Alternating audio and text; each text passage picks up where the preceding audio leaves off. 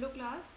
In the last lecture we have discussed about the slotted aloha. Now in this lecture we have start the new topic, that is multiple access protocol.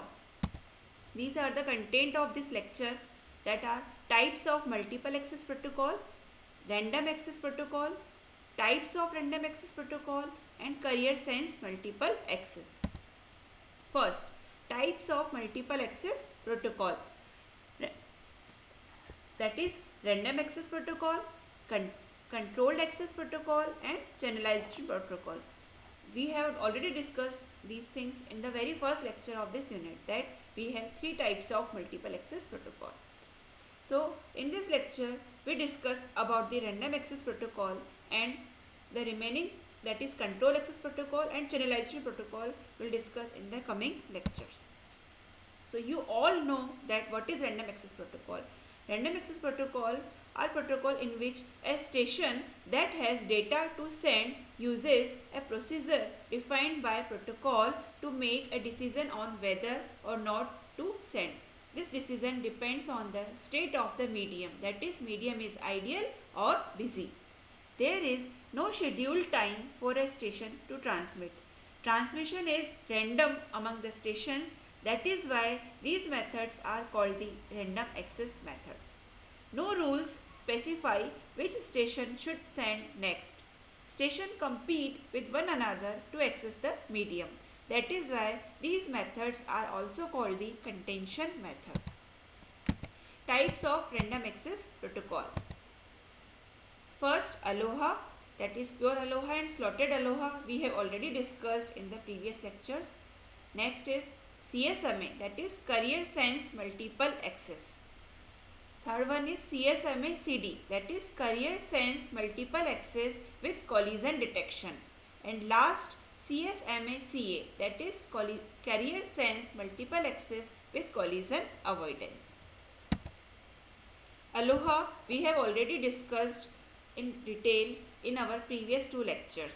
Now here we discuss the next protocol in the category of random access protocol, that is CSMA, that is carrier sense multiple access. In CSMA protocol, the CSMA protocol was developed to overcome the problem found in the aloha, that is to minimize the chances of collision so as to improve the performance. CSMA protocol is based on the principle of carrier sense, that is the channel or the station simply sends the channel before sending the data frame. So the chances of collision can be reduced to great extent if a station senses the channel before trying to use it. Although CSMA can reduce the possibility of collision, but it cannot eliminate it completely. Here is the space-time model for the collision in the CSMA. So you can see in this diagram that A starts to sense here, B starts to sense here, similarly C and D starts to sense the channel. So this yellow region is the region where only the B signal exists, and this is the region where the signal of A and B are exist. Now this is the region where only the signal of C exists, right? So you can see that each station simply sends the channel and then transmit, while in the aloha they simply transmit without sensing the channel.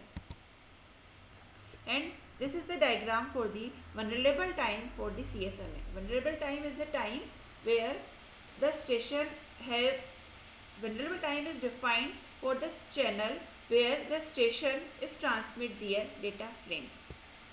So in the CSMA, vulnerable time is equal to the propagation time of the data frame. This is the picture for this vulnerable time for CSMA.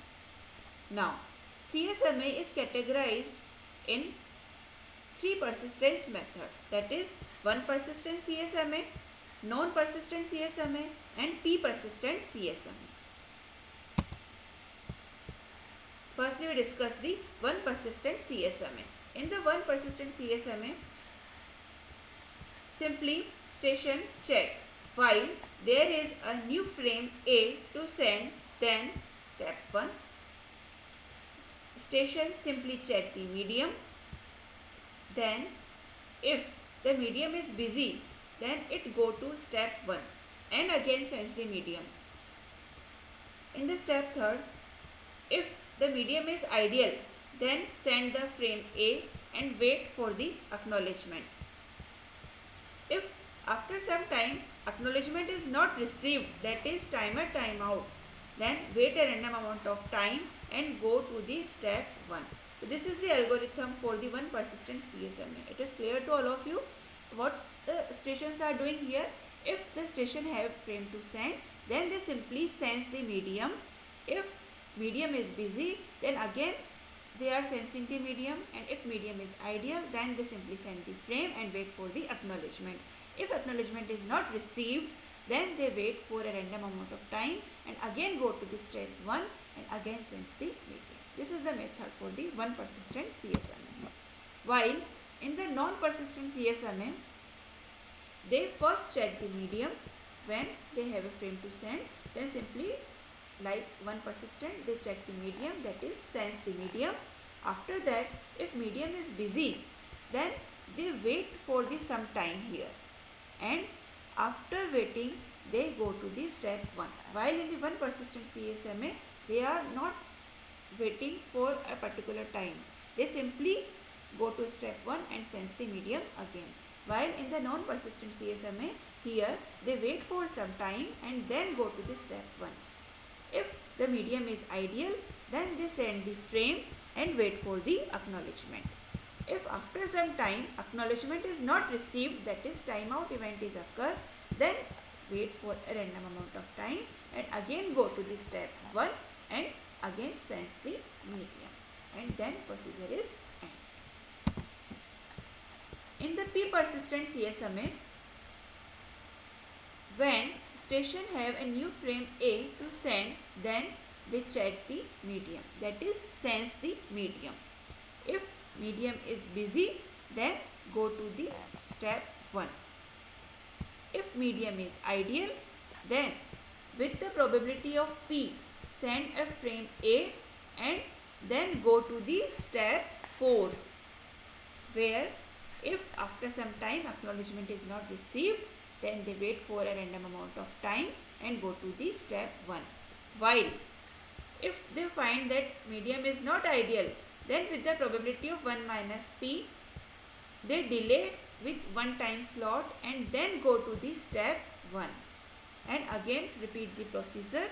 When they find medium is ideal, then they come to the step 4 and wait for the acknowledgement. If acknowledgement is not received, they wait for random amount of time and go to step 1. In this way, in the CSMA, channel or each station sense the channel.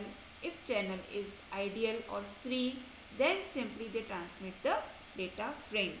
In this way, collision events are avoided in comparison to the Aloha protocol. But in some extent, some collision is there. That is, collision is not completely eliminated in the process of CSMA. So clear to all of you? So what we have discussed? One persistent CSMA, non-persistent CSMA and P-persistent CSMA. All these three types of CSMA are explained with the help of this diagram. That you can see in the one persistent, they simply sense the channel. When they find that channel is ideal or channel is free, then they simply transmit the frame. Here channel is busy, so frames are not sending. While in the non-persistent, they sense, then wait for some amount time, then again sense. Here they are sensing the channel continuously. While in the non-persistent, they sense, then wait for a time, then again sense, then wait for a time, then sense. Now here they find that channel is free, so they send the data frame. While in the P persistent, they continuously sense. Here they find that the system is free or channel is free, then they send the data frame with the probability of P. So you can see that here they find when channel is free, then they simply send the data frame with probability of P. Clear to all of you? So what is the difference between one persistent and P persistent? In the one persistent, they whenever they find the channel is free, they simply send the frame, while in the P persistent, they send with the probability of P in the different time slots. So data is sent in a time slot after sensing the channel continuously, while in the one persistent, they sensing continuously, and whenever they find the channel free, the data frames are sending continuously. Clear? Thanks.